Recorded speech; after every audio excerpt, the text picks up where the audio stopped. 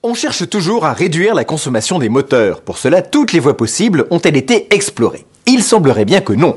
Vous allez découvrir comment un moteur révolutionnaire, non polluant et ultra économique dort encore dans les cartons. C'est le moteur Stirling. Regardez. Février 1953. La mer submerge les digues hollandaises et inonde une partie du pays. L'électricité est coupée, les communications sont interrompues. Pourtant, très vite, quelques radios marchent à nouveau. Elles sont alimentées par de petits groupes électrogènes entraînés par un moteur révolutionnaire. Mais aussitôt l'opération terminée, ces moteurs regagnent le secret des laboratoires de Philips, le géant de l'électronique, qui les a mis au point.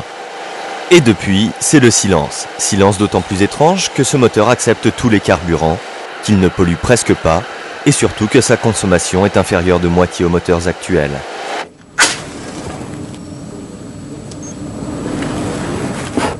Alors, quel est ce moteur miracle ? Il s'agit du moteur Stirling, ou moteur à air chaud.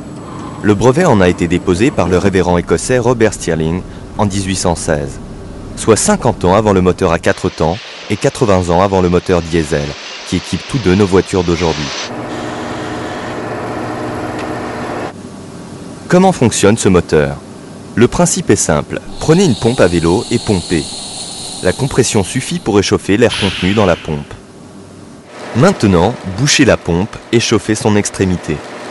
L'air va s'échauffer et sa pression va augmenter, ce qui va repousser le piston en comprimant l'air contenu de l'autre côté.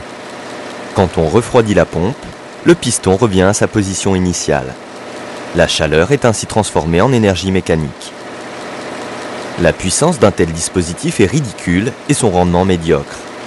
L'idée de génie de Robert Stirling a été d'adjoindre un deuxième piston pour que l'air chaud se déplace de gauche à droite du cylindre. Ainsi, la gauche du cylindre est constamment chauffée et la droite refroidie. Il reste encore beaucoup de pertes de chaleur, donc d'énergie. Pour récupérer cette chaleur perdue, Stirling a mis au point le régénérateur. Le régénérateur vient capter une partie des calories du gaz chaud quand il part vers la zone froide. Quand le gaz repart vers la zone chaude, il récupère ses calories. Ainsi, un moteur Stirling a un rendement voisin de 40% contre 20% pour les moteurs 4 temps ou diesel. Le Stirling ne réclame qu'une source de chaleur à l'extrémité du cylindre.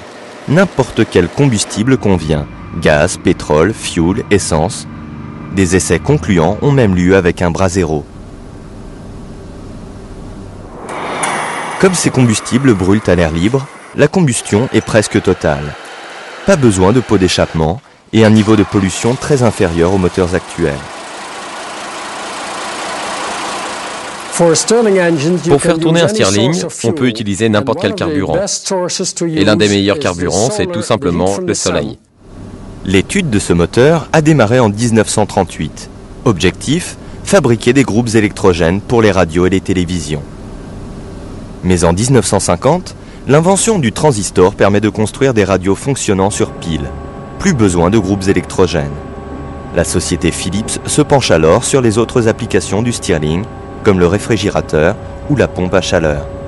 Car le Stirling n'est pas seulement un moteur, c'est aussi une fantastique machine thermique. Reprenons notre pompe à vélo. Au lieu de pomper, aspirer. L'air se détend et se refroidit. C'est le principe de tout réfrigérateur. Il en va de même avec le Stirling. Il suffit de l'entraîner avec un moteur électrique pour que la tête descende à moins 200 degrés, la température à laquelle l'air devient liquide. Maintenant, inversons le sens de rotation du moteur électrique. Le cylindre se réchauffe. Éteignons la lumière. La tête monte à plus de 700 degrés. Quand on arrête le moteur électrique, le Stirling bien chaud redevient un moteur. La société Philips essaye aussi de vendre son savoir-faire à des constructeurs automobiles comme General Motors ou Ford. Un bus et un bateau sont équipés d'un moteur Stirling, puis au début des années 70, cette Ford Torino. Hélas, le mécanisme pour faire varier le régime du moteur n'est pas au point.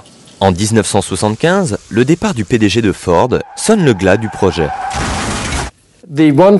La seule application commerciale du Stirling par Philips restera une machine réfrigérante. Mais à la fin des années 70, la société Philips baisse les bras et abandonne le Stirling. Un groupe d'anciens ingénieurs de la firme fonde alors General Stirling Corporation aux États-Unis. Cette société et ses filiales commercialisent des Stirling réfrigérants et essayent de promouvoir le Stirling solaire. Il y a toujours des réticences au changement. Si vous êtes un fabricant de moteurs diesel, vous ne serez pas pressé de construire un autre type de moteur, comme toute personne qui investit une somme considérable d'efforts et d'argent pour fabriquer un diesel plus performant. Mais dans la fabrication d'un moteur de voiture, il faut aussi compter sur la pression de l'opinion publique. Les gens vont continuer à conduire des voitures à moteur à explosion ou à moteur diesel. Mais quand le degré de pollution deviendra très élevé, comme cela est en train de se produire en Californie, les gouvernements forceront les constructeurs automobiles à produire des voitures propres, donc avec le Stirling. Aisin Seiki a de nombreux consultants dans les universités. L'un d'entre eux nous a lancés sur la piste du Stirling parce que le moteur Stirling est le moteur idéal, avec le meilleur rendement. Depuis 1975, nous avons donc entamé une recherche sur le moteur Stirling. Aisin Seiki, une filiale de Toyota, est le plus grand sous-traitant automobile japonais. Après plus de 50 ans de développement, une société japonaise va-t-elle récolter le fruit d'une invention que l'industrie européenne et américaine n'a pas su mener à son terme ?